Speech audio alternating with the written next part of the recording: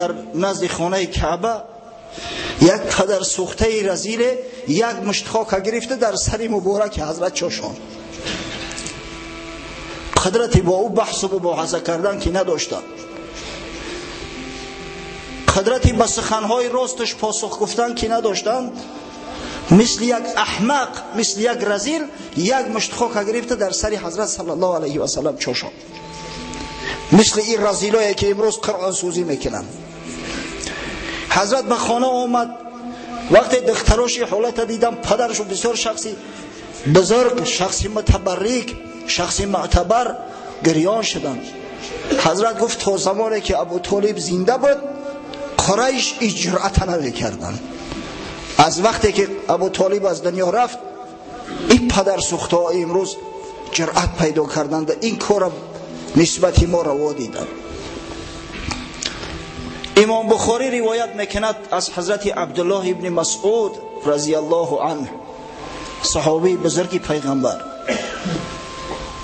کان نبی صلی الله علیه و سلم یصلی عند البیت و ابو جهل و اصحاب له جلوس. باره میگوید پیغمبر خدا صلی الله علیه و سلم در نزد خانه خدا نماز میگذارید، در صورتی که ابو جهل ملعون همراه رفیقاش، همراه کمپانیونهاش در نزد خانه خدا نشسته بود. اذ قال بعضهم لبعض ایکم یجیء بسلا جزور بنی فلان فیزعه علی ظهر محمد صلی الله علیه و سلم اذا سجد. یک نفری از بین قوم شارحا میگویند که اون ملعون ابو جهل بود. گفت کدام غیرت دارید، کدام جرأت دارید فلان شخص شتر کشته است، همون شخصی با جرأت ترین تون روید و زهدان شتره. در بعضی روایات ترجمه میکنن شکمبه، اما درسترش این صلاح به معنای زهدان میشه و بچدان. همون شتره گیرد بیارده در وقتی که محمد صلی الله علیه و سلم سجده میکند، همون زهدان در پشت مبارک گذارد تا اینکه مسخرش کنیم، طعنش بزنیم. فانبعث اشقى القوم، بدبخترین ملعونترین شان از بینش قایم شد. این شخص عقبه ابن ابی معیط بود، همسایه رسول الله صلی الله علیه و سلم. فجاء به فنظر حتی اذا سجد رسول الله صلی الله علیه و سلم وضعه علی ظهره.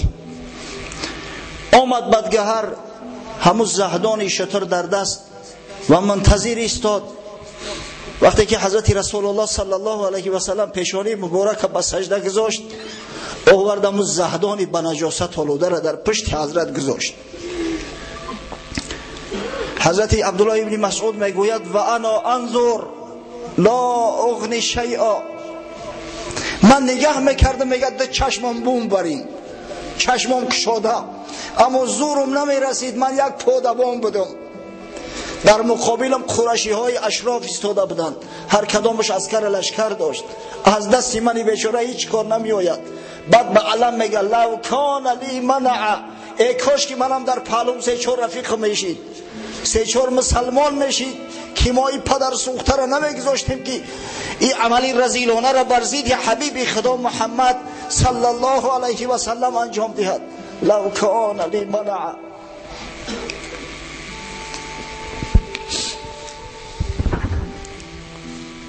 فجعلوا یضحکون و یحیل بعضهم علی بعض. بعد به خنده زدن، به مسخره بازی در آمدن، همدیگر را با نخته میکردن که نگاه کن در پشت حبیب خدا، در پشت شخصی که میگوید من فرستاده خدا هستم، یک شکمبه بوین شتر گذاشته از دستش هیچ کار نمیآید. و رسول الله صلی الله علیه و سلم ساجد لا یرفع رأسه. حضرت میگه سر در سجده مردگی دیگه سرش نبرداشت از شدت رنج علم. این کسایی که را کردن همسایه هاش بدن، خیش اقرباش بدن، هم قومه هاش بدن. این پدر سوخت و رفتاری پیغمبر صلی الله علیه و سلم میدونستن، اخلاق حمیدش میدونستن، اما دست به همین رذالت فقط به خاطر حق خوی حضرت زده بودن. حتی جاءته فاطمه رضی الله عنها فترحت عن ظهره، تا اینکه بی فاطمه زهرا آمد و همون زهدان نجاست آلود از پشت بدر گریان گرفته دور پرتافت. بعد حضرت سری مبارک برداشت، پیشانی را برداشت، پیش خدا التجا کرد.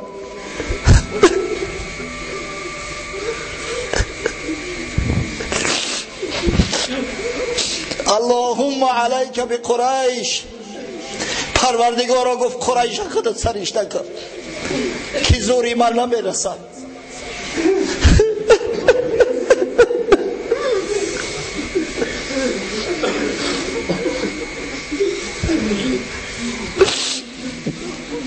اللهم علیک بقریش. وقتی میگه حضرت این سخن گفت براشون بسیار مشکل افتید، زیرا از دعای حضرت میترسیدن. این پدر سگا میدانستند که این شخصی معصوم وقتی دعا کنه دعاش اجابت میشود، خاصتا در چنین موضع مثل خانه خدا کعبه. و حضرت که رحمت عالمیان است، قسم به خدا اگر حضرت همین سخن تکرار میکرد خداوند قریش نیست نابود میکرد، تخمش باقی نمیگذاشت، ترحم به کودکای نابالغ شو نمیکرد. اما حضرت که رحمت عالمیان است، از میان قریش همون شخصایی را که جنایتکار بودن، همون شخصایی را که به این جنایت دست داشتن، حضرت یک یک نمبر کرد. اللهم علیک بابی جهل و علیک بعتبة ابن ربیعه و شیبة ابن ربیعه و الولید ابن عتبه و امیة ابن خلف و عقبة ابن ابی معیط و عمارة ابن الولید. نام 7 پدر سگه خان که پروردگارا همین شخص را همین 7 نفر خود سرشته کن. قدرت ندارم، من عاجز هستم، اما تو توانای خدای بزرگ اینا را گفت سرشته کن تا برای دیگران درس عبرت باشد. حضرت عبدالله ابن مسعود سوگند یاد کرد، والذی نفسی بیده، قسم به خدای گفت که جان محمد در قبضه قدرت اوست. لقد رأیت الذین عد رسول الله صلی الله علیه و سلم سرعا فی القلیب، قلیب بدر. قسم به خدا گفت همه کسایی را که حضرت رسول الله صلی الله علیه و سلم نامبر کرد همه شدید مثل سگ کشته شدن و در جنگ بدر همش در یک خندق برده و انداخته شدند. دعای پیغمبر از بمب اتمی خرابی آورتر است. تا دل مرد خدا نامد به درد، هیچ قومی را خدا رسوا نکرد. امروز ما هم 1.5 میلیارد مسلمان هستیم. پروردگارا در این ساعت که ساعت اجابت دعاهاست، این جانس ها، پاستر جانس ها و او پدر سوخته هایی را که اینا را دستگیری میکنن، حمایت میکنن، به سزای عملشان رسان، تا که برای کافرها و برای دشمنای اسلام یک نمونه عبرت گردد که هرگز جرأت کرده و دست منحوس خیش را بالای قرآن دراز نکنند. آمین یا رب العالم.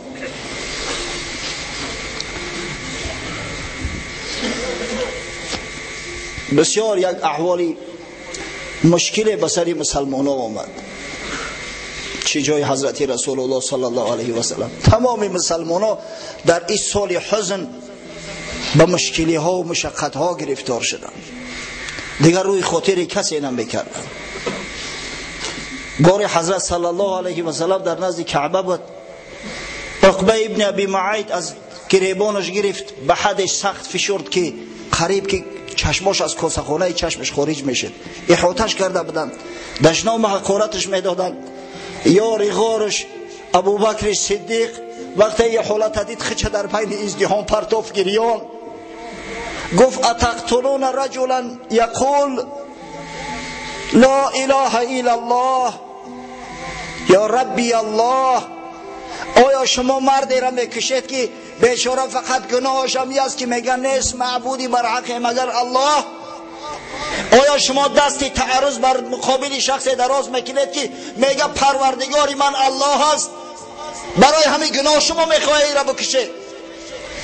حضرت رها کردن، حضرت ابوبکر زیر لگد قرار دادن. همین پدرسگ عتبه ابن ربیعه در پشت کفشهای مقدار داشت، در روی صدیق به حد فرو کوفت که دیگر رو به هم دیگر یک جایه شد، دیگر بینی در چهره میگه نمودار نبود نمیتافت، به حد زدنش که گمان کردن مرد است، همونجا ترکش کردن در رفتن.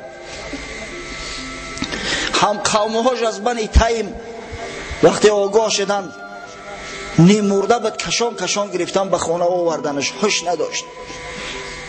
در اطرافش مردم نشستن منتظر که آیا چشمش باز میکرده باشه یا نه، در حالت کام بود. ناخواست چشماش باز کرد، گفت رسول الله صلی الله علیه و سلم چه حال دارد؟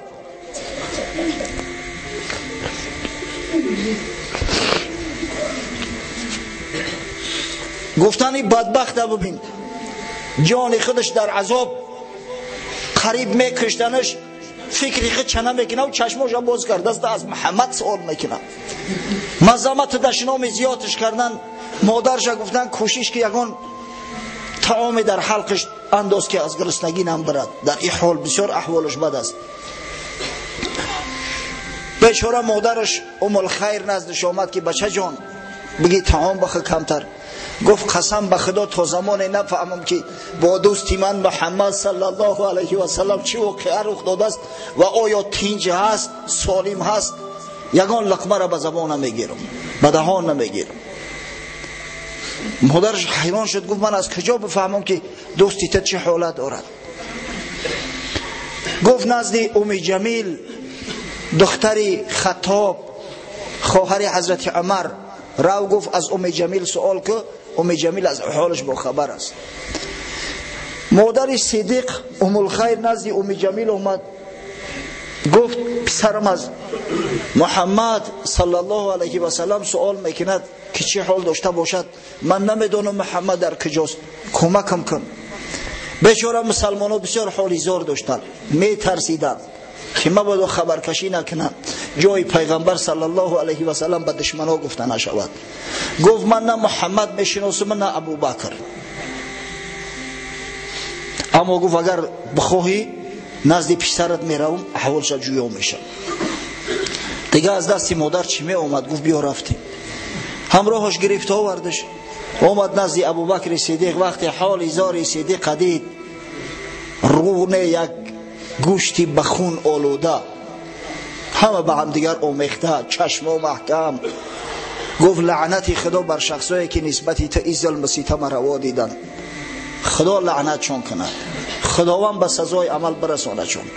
اما حضرت صدیق یک نوع همون سوالی خودش تکرار میکرد که محمد صلی الله علیه و سلم چه حال داره. ام جمیل که زنی مسلمان بود، آیسته به چشمکش زد، اشارش کرد که آخه مادرت اویجا است. گفت از این خواتیر نشو، مادری من سیر اسرار را باز نمیکند. ام جمیل گفت حضرت صلی الله علیه و سلم تینج از خوب است، احوالش خوب است و در خانه ارقم ابن ابی ارقم است، همراهی برادرای مسلمان که به دفاعش کمر بستند. صبر کردن. وقتی که شب شد، مشرکین قریش به خواب رفتن، به خانه ها که پراکنده شدن. این دو زن از دو جانب حضرت ابوبکر که دیگه قدم زده نمیتونست، گرفتن آوردنش به خانه ابن ابی ارقم. تا زمانی که رسول الله صلی الله علیه و سلم به چشمش ندید، دلش آرام نگرفت. گفت یا رسول الله، قسم به خدا جان من یا نقدی محقر است، هیچی نیست، مادام که تو سالم هستی.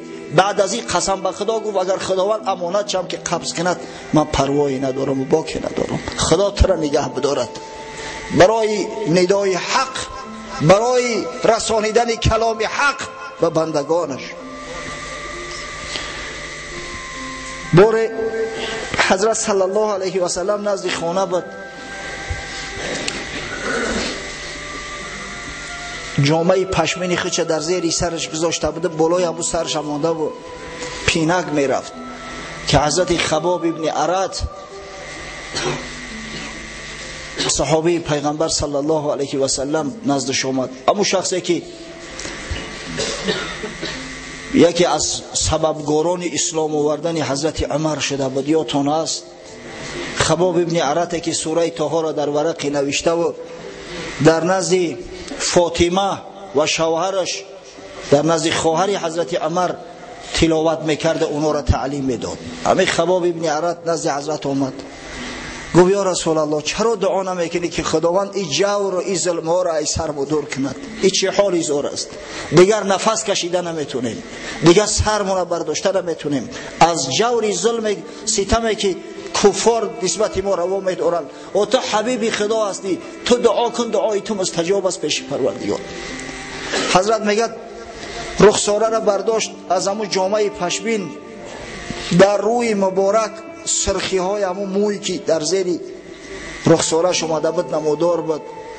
گفت یا خباب، مؤمنانی که پیش از شما بودن بعضی های اونها را دشمنان خدا با شانه های آهنین گوشت عصب هاشون از استخواناشون میکندن بگرفتن، اما صبر میکردن. حال شما حال تو به این رسید از کو؟ چرا شما عجله میکنید؟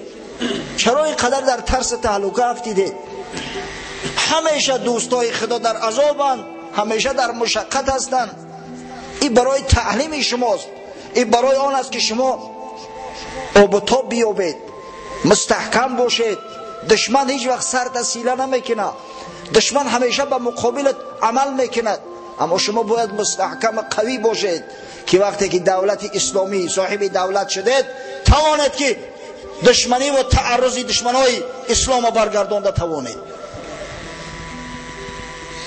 دوستای خدا را با شانه های آهنین عصب و گوشت ها را از استخوان هاشون میکندن، جدا میکردن، اما صبر میکردن، شکر خدا میکردن. شما عجله نکنید. واقعا شما یک تاریخ ببینید، حتی اگر تاریخ پیغمبران را یک چشم باندازیم، کدام پیغمبر در راحت مسرت بود؟ همه در عذاب، همه در شکنجه، همه بر ضد شد دشمنای خدا تجمع کرده و مبارزه میبرند. یگان پیغمبر خدا در راحت نبود. حضرت شیخ خطر بیان میکند پیشوایانی که رهبین آمدند، گاه و بیگاه از پی دین آمدند، جان خود را در ره دین باختند، قول حق را در جهان افراختند. این پیشواهایی که خدای تعالی بعضا به پیغمبری مبعوث کرد، دوستای خدا، اولیاء الله، خادمای شریعت قرا، هر کسی که در تاریخ آمده از جان فدایی ها کردند، عذاب ها کشیدند، برای کلمه حق به مردم رسانیدن. در نگر اول که با آدم چی شد؟ عمرها بر وی در آن ماتم چی شد؟ آدم علیه السلام که در زمان او یگان مشرک نبود، چقدر عذاب ها کشید. مدت 1000 سال توبه کرده است پیش خدا، التجا کرده است، پروردگارا ظلم کردم در جانم، خداوندو اگر رحمت مغفرت نکنی من مثل شیطان از زمره زیانکارا و دوزخی ها میشم. چقدر ماتم کشید، چقدر عذاب کشید آدم علیه السلام. این دنیا داری آسایش و داری کیف صفا نیست، داری مشقت است. بینگر آخر نوح را غرقاب کار، تا چه برد از کافران سال 1000. حضرت نوح علیه السلام چه عذاب و مشقت ها کشید؟ 950 سال قوم خود به سوی خدا دعوت کرده است، میگفتن دیوانه است، عذابش میدادن. فرزندی خودش از بحرش گذشت، زنی خودش از بحرش گذشت. باز ابراهیم را بین دیل شده، منجنیق آتشش منزل شده. حضرت ابراهیم را ببینه، پدر ملت موحد راحت داشت.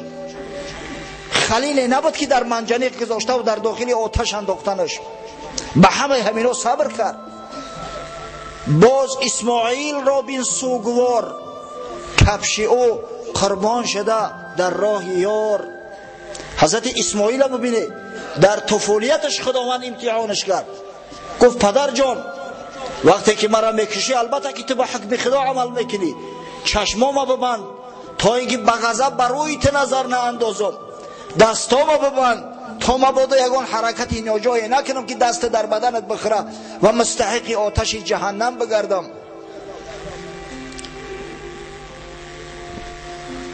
باز بر یعقوب پیغمبر نگر، چشم کرده در سر کار پسر. حضرت یعقوب کو عذابو شدیده، کینای یوسف اکثر تماشا کرده، چی عذابو کشید، موی سفید بیچاره چی رنجهای برد، یک امر را به گریه و به نوحه گذروند است، اخیر الامر چشماش نابینا شد. باز یوسف را نگر کز داوری، بندگی و چاه و زندان بر سره. حضرت یوسف بینه تا زمانی که عزیزی مصر شود چی عذابایی را کشید، از خورده امتحان خدا سر شد. تا زمان خداوند بنده را امتحان نکنه به مرتبه و به منزلت های بلند نمیرسونش. باز یونس را نگر سرگشته راه، آمده از مه به ماهی چندگاه. قصه حضرت یونس میدونی که مدت 40 روز در شکم ماهی بود و 40 روز تمام فقط ذکر خدا را کرده است، یاد خدا را کرده است. باز موسی را نگر زاغاز عهد، دایه فرعون شده تابوت مهد. حضرت موسی را ببینه که چی عذابایی کشید، چی رنجهای کشید، یک ملت را نجات داد و عاقبت الامر از همون ملت چی ناشکری های را دید. باز داوود زیرهگر را نگر، موم کرده آهن از تف جگر. قصه حضرت داوود از یاد شنیده ای. متاسفانه ما امکان نداریم در این 1 ساعت که مفصلتر در این موضوع صحبت کنیم، اما شما الحمدلله آگاه هستید میدونید. باز بینگر که سلیمان خیدیو، ملک او برباد چون بگریف دیو. اشاره به آن است که چنو خاتم از دست حضرت سلیمان یک جین صاحب شده، چند مدت دعوای سلیمانی کرد و حضرت سلیمان چی عذاب و چی رنجهای را متحمل گشت. اگر چند شاهزاده بود، اگر چند خود شاه بود، اگر چند خداوند حکومتی تمام جنها را در اختیارش داده بود. باز زکریا بین که دل در جوش شد، اره در سر دم نزد خاموش شد. باز یحیی را نگر در پیش جمع، سر بریده زار در تشت چشم. قصه حضرت زکریا و یحیی را میدونه که هر دو شهیدای راه خدا هستند، هر دو به شهادت رسیدند. یحیی علیه السلام سرش بریدن، در بالا یک پدناس موندن، به پادشاه یهود هدیه فرستادن، به هیرودس پادشاه یهود هدیه فرستادن. باز عیسی را نگر کس پایدار، شد هزیمت از جهودان چند بار. باز بینگر که سری پیغمبران، چی جفا و جبر دید از کافران.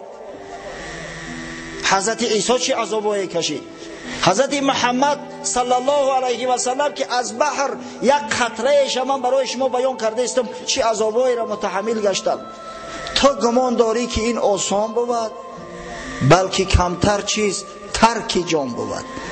این کاری آسان نیست.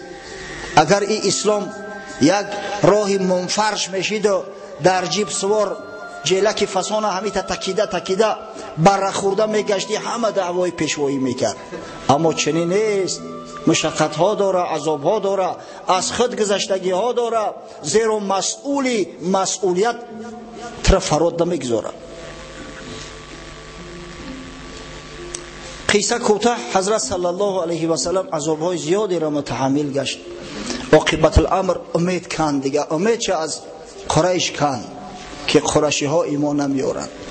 از این خاطر حضرت صلی الله علیه و سلم در ماهای حج که میشد به قبیله ها میگشت، نزد قبیله ها میرفت، با اونا سوال و جواب میکرد، تبلیغ دعوتشان میکرد، اما کار بسیار به سستی میرفت. حضرت صلی الله علیه و سلم پیش خود نقشه کشید، گفت به طائف میروم. طائف یک شهر بسیار آبادان و زیباست، در 70-80 کیلومتری مکه و بسیار آبادان است، از بس که آبش فراوان است، جای میوه است. همین انگور طائفی که میگیم اصلش همونجا است. تا به امروز هم میوه‌هاش بسیار شیرینند و طائف مکان استراحتی سرورای قریش بود.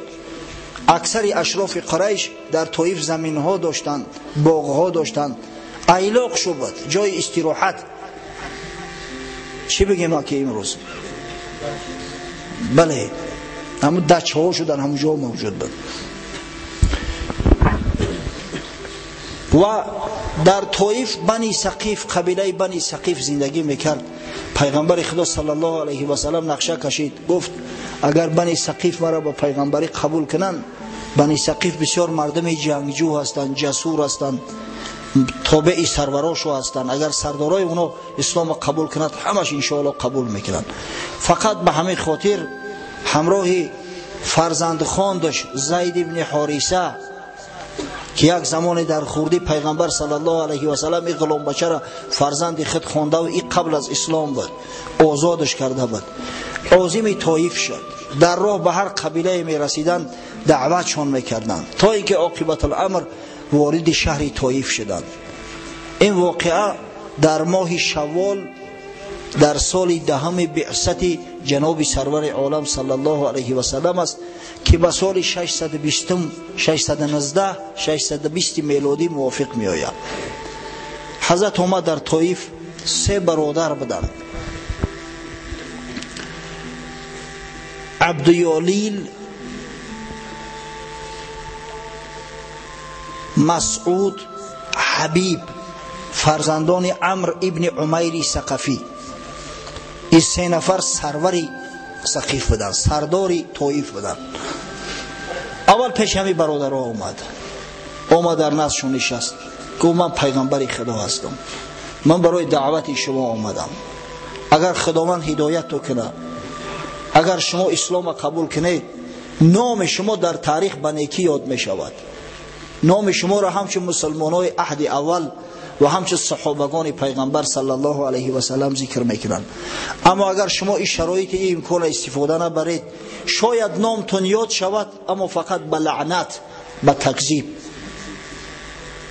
عبدیالیل بدبخت گفت اگر که خداوند ترا پیغمبر کرده باشه، پس چرا پرده های خانه کعبه را به دست خودش درست نمیکنه؟ پس چرا قرشی ها میکشنش؟ پدرسگ مسعودش گفت دیگر آدم یافت نشد که ترا پیغمبر گذاشتند.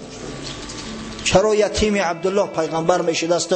مثلا من نه، مثلا ابو سفیان نه، ابو سفیان ابن حرب. حبیبش گفت من به تو سخن نمیگویم، زیرا اگر تو پیغمبر باشی من قدر منزلت آن رو ندارم که با یک پیغمبر رو برو ایستاده و صحبت کنم. اما اگر دروغگو باشی، با دروغگو سخن گفتن حیف است. حضرت دید که از اینا هیچ دیگه صدایی نیست، هیچ امیدی نیست، از جاش خیست. گفت به هر حال همین صحبت امروزه مورد سیر است، آشکار نکنید. اما پدر سوخته ها حتی همین خواهش پیغمبرم رعایت نکردن، در بین شهر طائف جار زدن. حضرت مدت 10 روز در طائف سکونت اختیار کرد، دل شکسته نمیشد، زیرا فرمان از جانب خداوند بود. دل شکسته نمیشد، بعضیا دشنامش میدادن، بعضیا از پیشش میراندن، اما حضرت گردن کج کرده و نزدیک یک تمامی سرورای ثقیفه نزدشان رفت و به سوی خدا دعوت کرد. ببینید کار چه خیلی مشکل است. بعدا دید که هیچ مراد حاصل نیست، از این گذشته دیوانه ها و احمق ها و کودک ها را جمع کردن. ثقفی ها بر ضد پیغمبر صلی الله علیه و سلم علانیدن، کشکش شدن، مثل که سگ کشکش میتی. سنگ ها در دست پیغمبر صلی الله علیه و سلم نیت خارج شدن از طائف داشت که در راه از ده جانب ایستاده و حضرت زیر سنگ ملامت دشنام قرار دادن. زید ابن حارثه بیچاره با بدنش پیغمبر صلی الله علیه و سلم میپوشاند، سرا همه کفید، همه در خون آغشته، اما چند نگه میداری آخی؟ چندین سنگش در بدن مبارک حضرت صلی الله علیه و سلم اصابت کرد، پاها به خون آغشته. وقتی که پای مبارک در زمین میگذاشت زمین پر از خون میشید، از تمام بدن خون جاری بود. دید که وضعیت بسیار بد است. در راه یک باغی بود، از دست این ظالما و این جاهلا و احمقها حضرت همراه زید ابن حارثه پسرخواندش داخل باغ شدند. وقتی که اینا در باغ داخل شدند، بعد کودکان و دیوانگان و این خران و احمقان بعد خفا گشتند. در باغ حضرت به تنه دیوال تکیه کرد و دعای معروفی خچه کرد، دعایی را که انشاءالله هر یک مسلمان اگر در مشکلی به افتاد همین دعا را بکند خداوند براش کشایش عطا میکند. حضرت که بسیار بسیار دل مانده شده بود، جانش به لبش رسیده بود، تکیه به دیوال به سوی خدا مراجعت کرد، گفت اللهم الیک اشکو ضعف قوتی. پروردگارا من به تو شکایت میکنم. گفت خدایا، گفت شکایت دارم از ضعف قوت، از بی قوتی به تو شکایت میکنم.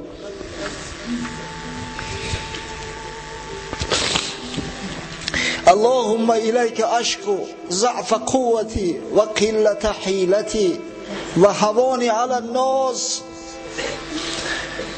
از ضعف قوت، از بی‌علاجی، از اینکه از دستم هیچ کاری نمی آید، از خار و ذلیل شدن پروردگار را شکایت میکنم. این چه حالی زار است ای خدای بزرگ، ای خدای توانا، یا ارحم الراحمین، انت رب المستضعفین و انت ربی الی من تکلنی. ای پروردگاری که گفت رحمت عالمی هستی، و پروردگاری همه همین مستضعفاتی، حامی همه همین ضعیفات هستی، حامی و پروردگاری من تو هستی. تو مرا با کی گذاشتی؟ با کی؟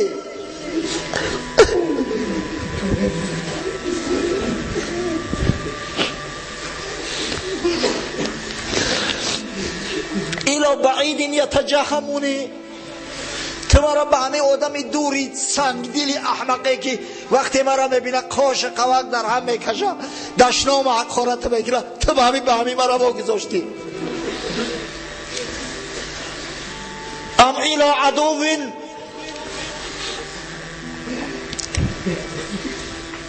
تو مرا به دشمنان باقی گذاشتی پروردگارا که تو خودت قوتشان دادی. این قوتی تو از نباشه از دست اونا هم کاری ساخته نیست. پس شکایت دارم خدایا، شکایت دارم.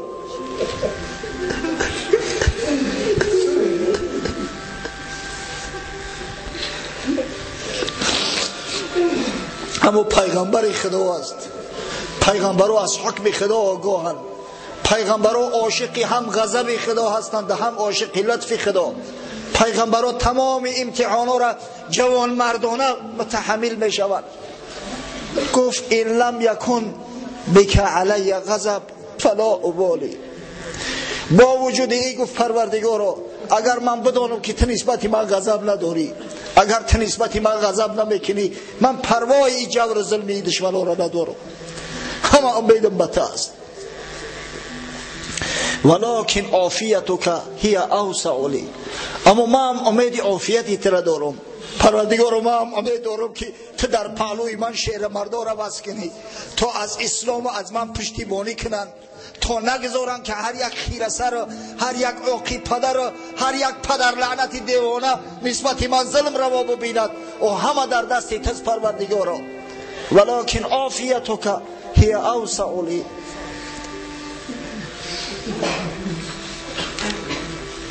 لك العتب حتی ترضى ولا حول ولا قوة الا بك. پروردگار گفت همین قدر در پیشت گریه و التجا میکنم تا زمانی که تو راضی شوی که من شکایت کردم. قوت توانایی همه است.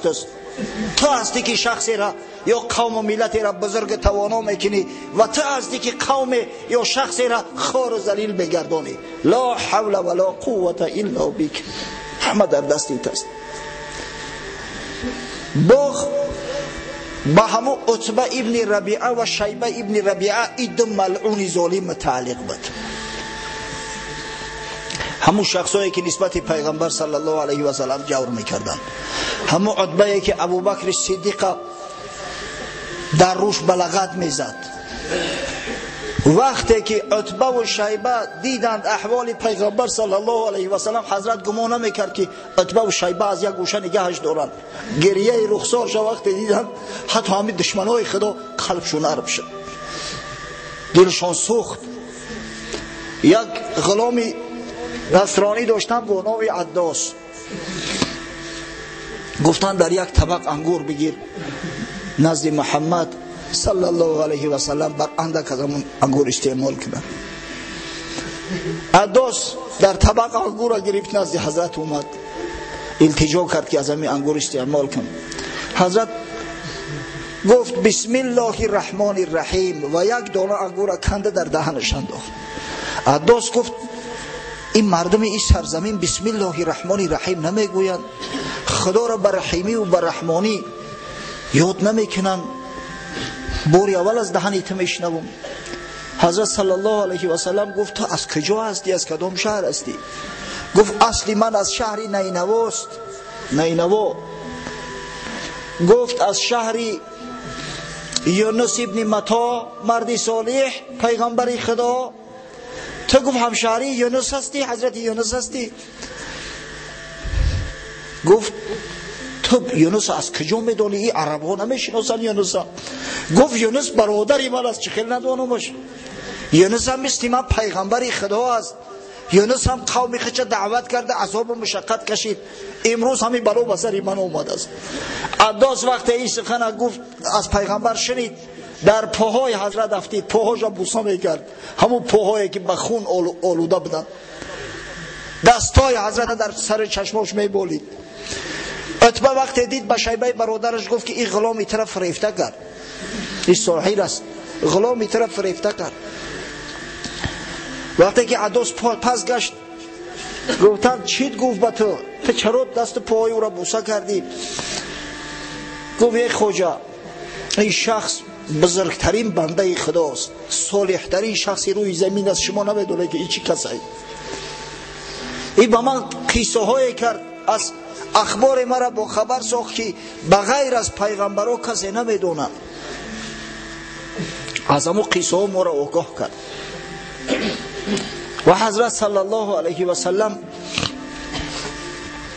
از با خارج شد، عظیم مکه مکرمه در راه می اومد، بسیار محزون، بسیار غمگین، دلش دیگه از همه مانده است، دیگه دست دل به دعوت پیش نمی رود. حتی امام بخاری روایت میکند که حضرت صلی الله علیه و سلم بار سوال شد، سوال کننده مادر مو بی عایشه است. مادر مو گفت یا رسول الله هل اتا علیک یوم کان اشد من یوم احد؟ ای حبیب خدا، گفت آیا بسرت یگان بلای آمده است که از روز احد دیده برای تو مشکل تر باشد؟ جنگ احد که همه شما میدونه الحمدلله. جنگ احد جنگی که بین مسلمانان مدینه با مشرکان مکه شده بود و در این جنگ پیغمبر صلی الله علیه و سلم 70 نفر از دوستا، خویش اقربا، برادرای همسنگری خچه از دست داده بود. بیبی عایشه مادرمان میگوید که آیا از همین احد برای تو مشکلتر و دردناکتر یگان روز گذشته است؟ حضرت صلی الله علیه و سلم گفت یا عایشه لقد لقیت من قومک ما لقیت. من از قوم تو، گفت ای عایشه، عذابهای زیاد دیدم، اما شدیدترین عذابی که من از این قوم دیدم همون روز عقبه بود که وقتی نزد او سه برادر ثقفی رفتم، نزد عبدیالیل، نزد مسعود و نزد حبیب، و مرا قبول نکردند. و وقتی که او بدگهرا ظالما نسبت من ظلم را دیدن، بخون اولودم کردن، فانطلق و انا مهموم علی وجهی، حضرت میگه من از باغ خارج شدم، دیگر سرم خم، سرم حتی نبرداشتم از غم و غصه که بالا مستولی شده بود.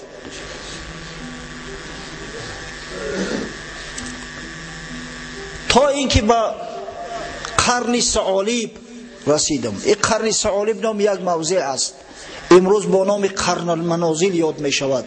یکی از همون میقات هایی هست که از همونجا او طرف دیگر احرام می بندن مردم. قرن المنازل در همون موضع اومده میگه سر برداشتم که در بالای سرم یک ابر، فاذا انا بس بسحابه قد اظلتنی، ابر بالای سرم سایه کرده است. حیران شدم، میگم تمام راه از سقیف تا نخله خداوند امر کرده است ملائکه ها را ابر آوردیان در بالای سر پیغمبر صلی الله علیه و سلم که حبیب خدا در زیر آفتاب تفسان عذاب نکشد. حضرت همین قدر میگه غم اندوه داشتم که سرم از زمین نبرداشتم، حتی متوجه نشدم که در بالای سرم ابر است.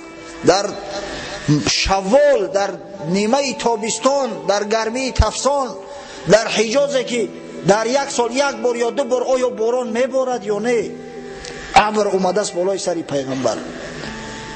حضرت میگه فاذا نظرت فان فیها جبرئیل علیه السلام، وقتی خشرو دقت کردم، میگه نگاه کردم، حضرت جبرئیل علیه السلام از پشتی ابر نمودار شد. فنادانی فقال ان الله قد سمع قول قومك لك و ما ردوا عليك.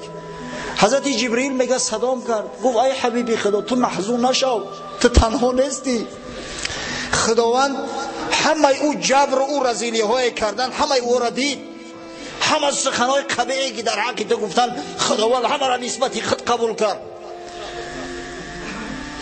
و قد بعث الیک ملک الجبال لتأمره بما شئت فیهم، ملائکه که ها را نزد تو فرستاد، ملائکه را که که ها در اختیارش هستند، هر امری که کنی اجرا میکنه. تو شکایت کردی که من کسی ندارم، شکایت کردی که کسی از من پشتیبانی نمیکنه، خداوند عرض دادی ترا شنید، شکایتی ترا قبول کرد، یک ملائکه بزرگ شکی تمامی که ها در اختیارش هستند با خدمتی تو فرستاده است، هر امری میکنی گفت مرحمت. حضرت میگه ملائکه صدام کرد، سلام داد، گفت یا محمد صلی الله علیه و سلم هذا فيما شئت او ذلك فيما شئت ان شئت ان اطبق عليهم الاخشبين.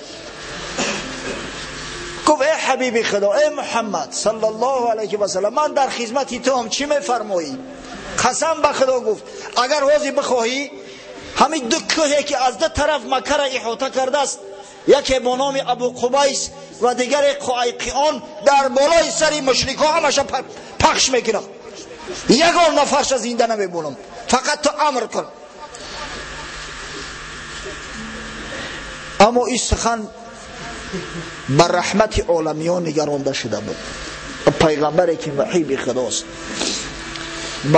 با پیغمبری که خداوند گفت که و ما ارسلناک الا رحمتا للعالمین، ای محمد ما تو را برای رحمت عالمیان فرستاده. آیا رحمت عالمیان روا میبینه که کودکای بیگناه در زیر سنگ در زیر کوه هلاک شوند؟ هرگز نه. حضرت گفت بل ارجو ان یخرج الله من اصلابهم من یعبد الله وحده ولا یشرک به شیئا. گفت من فقط همین یک آرزو دارم از خدا، یک امید، یک تمنا دارم از پروردگار بزرگ که الله ذوالجلال از صلب همین پدرای کافر فرزندان صالح با ایمان به دنیا آورد که فقط عبادت خدا را کنند و در عبادت خدا کسی و چیزی را شریک نسازند. و الحمدلله و المنه دعای رسول الله صلی الله علیه و سلم پیش خدا مستجاب شد و از صلب این کافرها جوان مردای پیدا شدند که امروز افتخار اسلام هستند، افتخار تاریخ بشر هستند. همین به شرافت دعای حضرت صلی الله علیه و سلم بود که رحمت عالمیان است.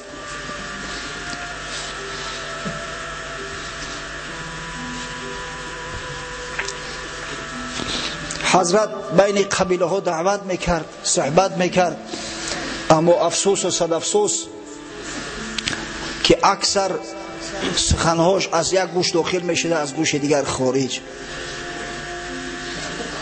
خب این قصه را ببخشید که تا اخیر نآوردیم. حضرت در نخله اومد، شخصی که از مکه خارج شده است دیگر امکانی داخل شدنی به مکه را نداشت، میتونستن قتلش کنن.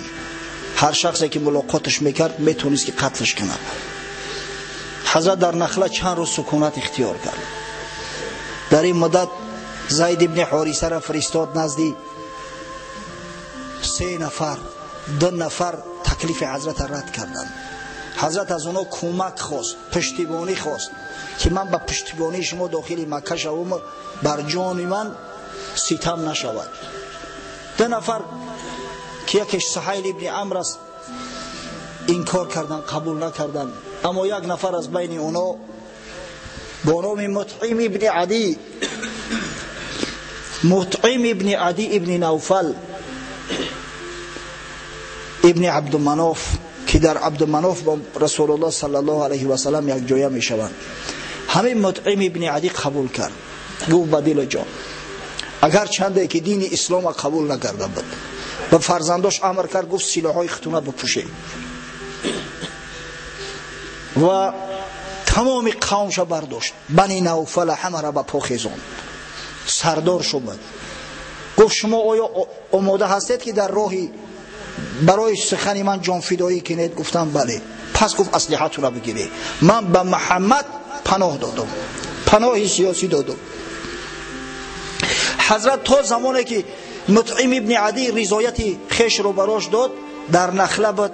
بار هنگام نماز خواندن خداوند یک عده از جنها را هدایت کرد، از راه میگذشتند، صدای تلاوت قرآن به گوششون رسید و چنان مجذوب شدند این جنها که ایمان آوردند به محمد صلی الله علیه و سلم.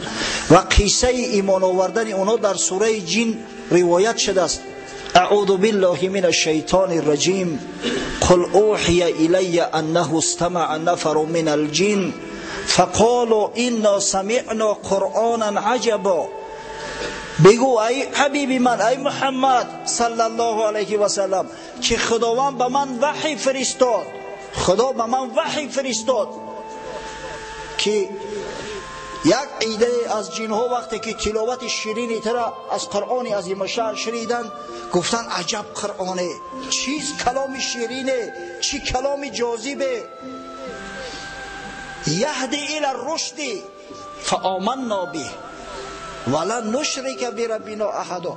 این کلامی هست که انسان به سوی رشادت، به سوی بزرگی، به سوی پاک منظری دعوت میکرده است، به سوی حق دعوت میکرده است. پس ایمان آوردیم به آن، به الله همچه معبود و به محمد صلی الله علیه و سلم همچه رسول او.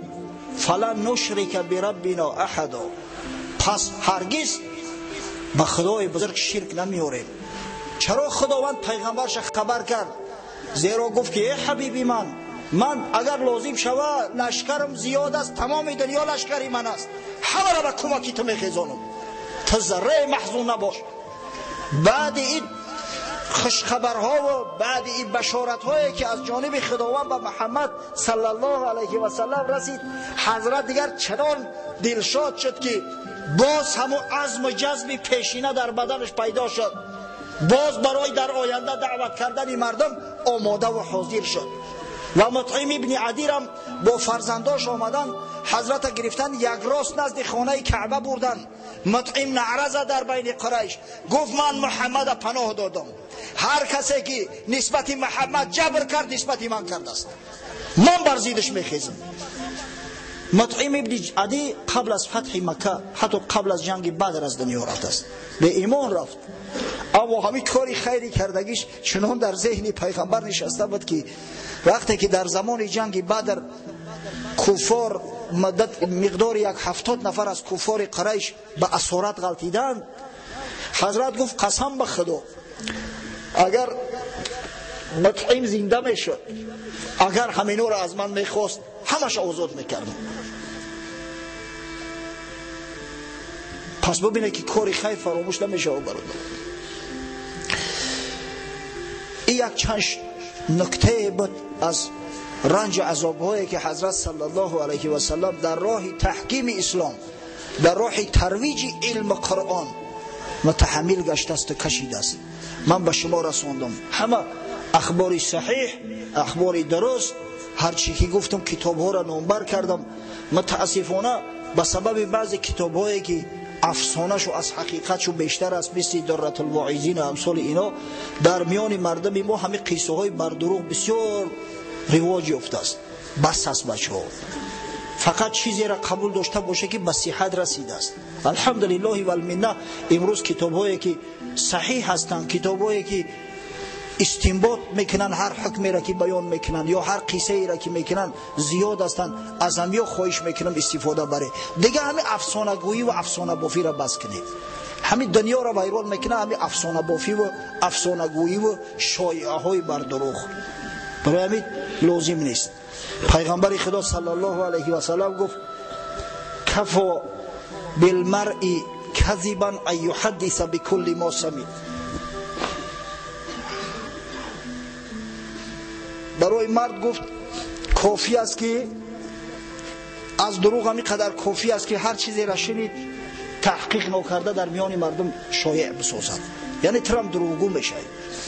امروز متاسفانه در جامعه یک کاری بسیار شنیع رایج شده است.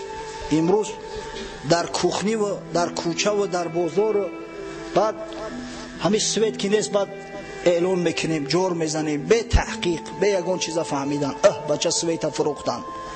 سویت فروختن برای همون درمان نمیرسه. از برای خدا همه گپ به حقیقت ذره موافقت نمیکنه. او خداوند عقل تو داده است. در تاجیکستان امروز نرخی همون برق، نرخی بین المللی شما میدونه، شاید در بعضی چیزا از همون نرخی بین المللی را قیمتتر باشه. همین نرخی که مثلا از مسجد ما میتین 25-26 درهم از برای هر یک کیلوواتش، در روسیه هم نیست، در قورا هم نیست.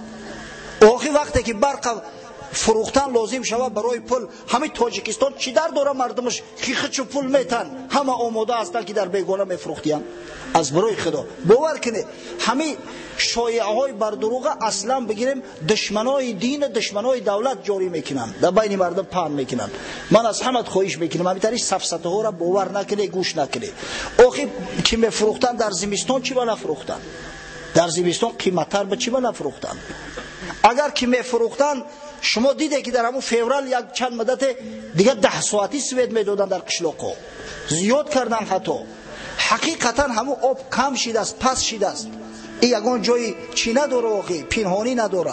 برای همین به همین سفسطه و به همین سخنهایی که سببگار نزاع و سببگار فتنه و سببگار فحش و فاحشی گویی و سببگار کینه و کدورت در میان مسلمان ها پیدا شدن میگردن، باور نکنه. من انشاءالله یقین دارم که مردم مسجد، خاصتا این برادرایی که در مسجد ما نماز میخونن، هر سفسطه ای را که تحقیق نشده است، اساس نداره، هرگز قبول هم نمیکنن و هرگز به این سفسطه ها گوش هم نمیاندازن.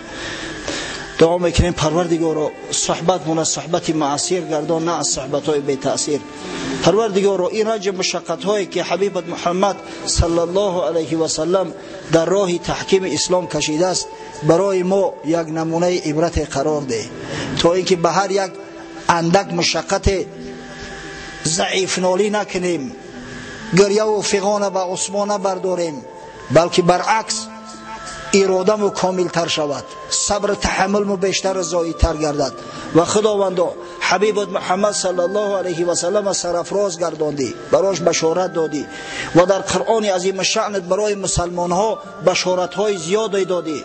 از جمله پروردگارا فرموده ای هر کسی که مرا نصرت کند، هر کسی دینی مرا نصرت کند، من ناصر او هستم. ان تنصر الله ینصرکم و یثبت اقدامکم.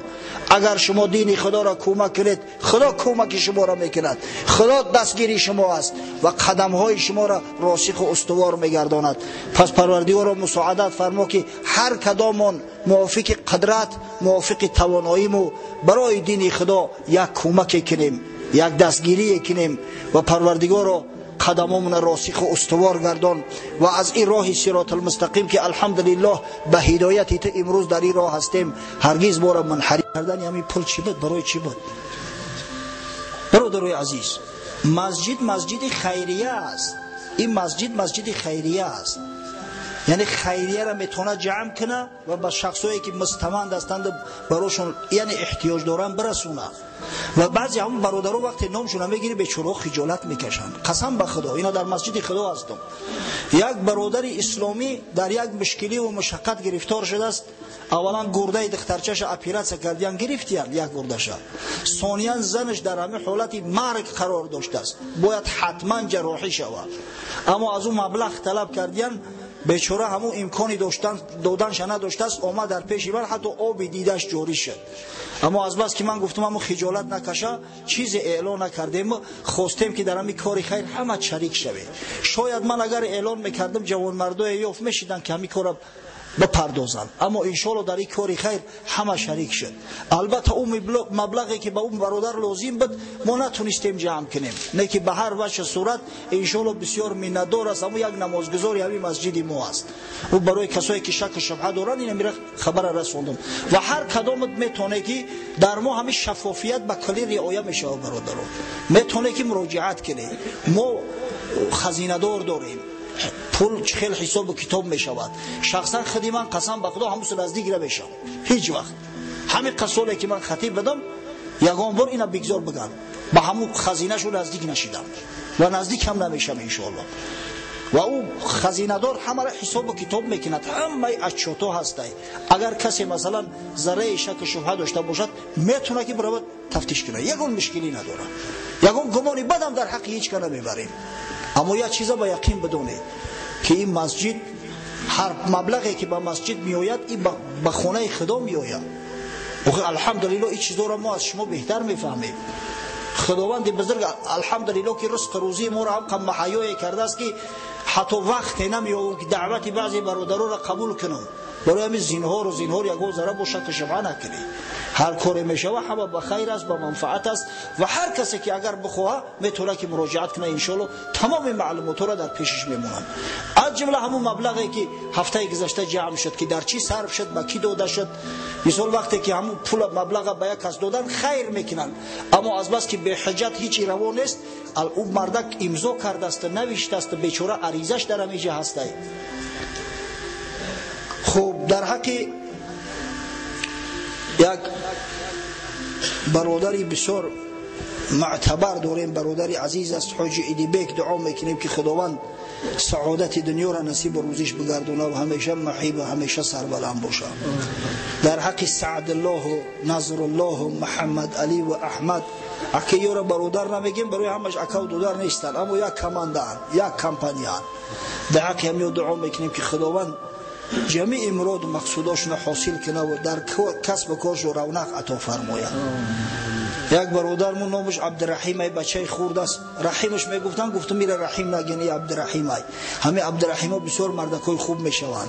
دعا میکنیم در حقش خداوند صاحب زنی صالحه و فرزندای صالحش بگردونه.